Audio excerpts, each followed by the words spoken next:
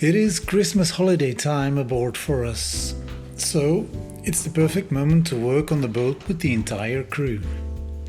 In preparation of this joyous event, my son and I will remove the old exhaust pipes that are no longer in use. This way, we lighten up this lady, and later we can use the space for storage. Since these pipes, as you can see in episode 9, were wrapped in asbestos, we take no risk and spray the whole thing again with a fixing fluid that solidifies any present fibers and thus poses no further danger to us. The bolts that hold everything together 60 years ago absolutely refuse to budge. So my best friend, the angle grinder, is here to lighten up the party.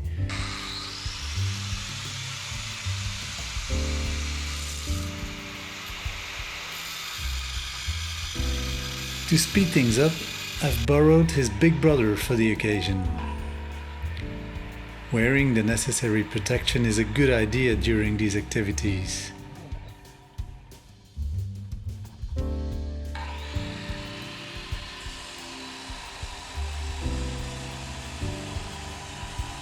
When used correctly, of course. Brace yourself for a lot of festive sparks.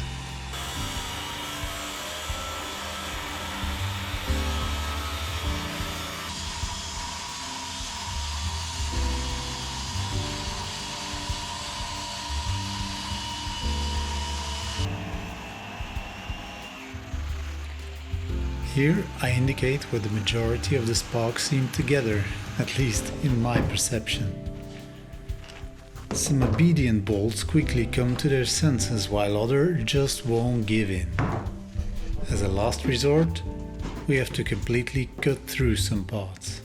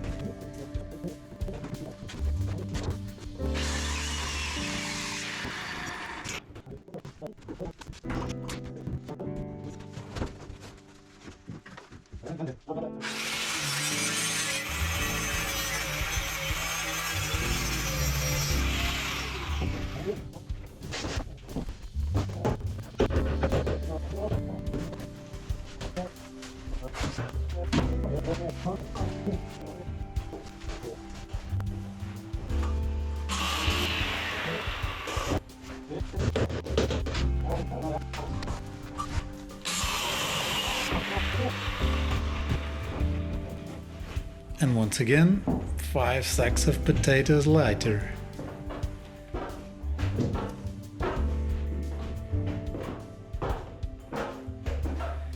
Do you remember this scene from episode 5? Well, the time has finally come.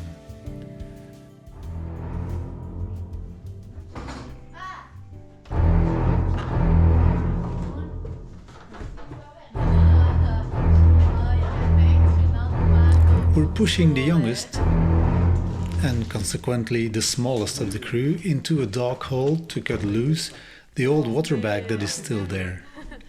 And spoiler alert, despite much shouting and screaming,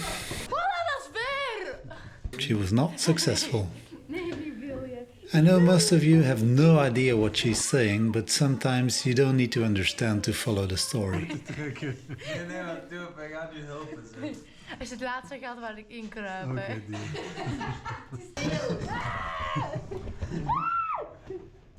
Ja! Okay.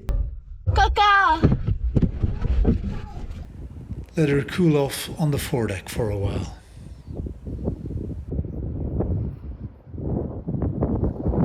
Is het al mooi of is het al mooi?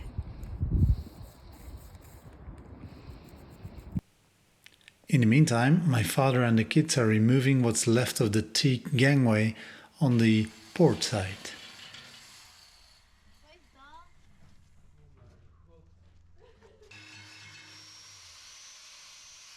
But everyone is preparing for what will go down in history as the dustiest tango ever performed on a boat. whole family together.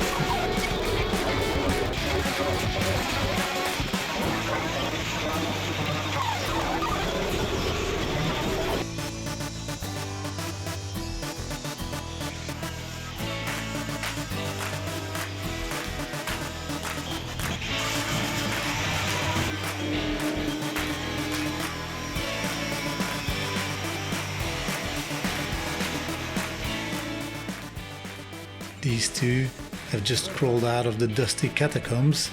Apparently these two haven't had much done today. Once the dusty haze settles, we vacuum the entire space again in preparation for applying the rust converter.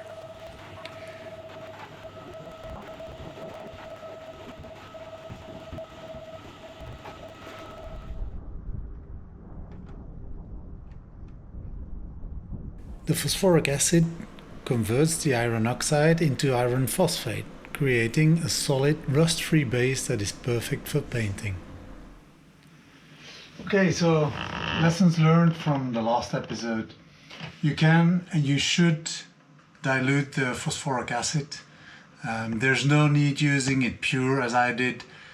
You can save even more money by diluting it 1-on-1 or even 2-on-1 with plain water. Beware though, Achtung, you always add the phosphoric acid to the water, never the other way around. And the second lesson I learned is that when you apply the phosphoric acid with a brush instead of the pump plant spray thing, you have less residue once the phosphoric acid cures, and so less work before you can start painting. Now welcome, ladies and gentlemen, to the Paris Fashion Show.